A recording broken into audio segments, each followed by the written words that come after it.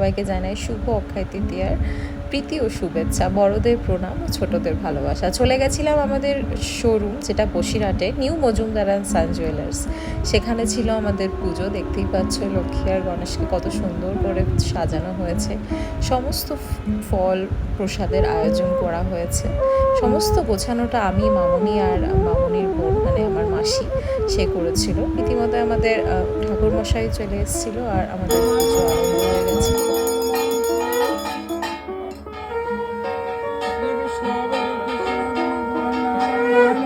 তারপরে রাত 8:30টার সময় গিয়ে পৌঁছালাম আবারও আমাদের শোরুমে। দেখতেই পাচ্ছ কতটা ক্রাউড ছিল আমাদের শোরুমের। রাত 10:30 অবধি আমাদের শোরুম খোলা রাখতে হয়েছিল।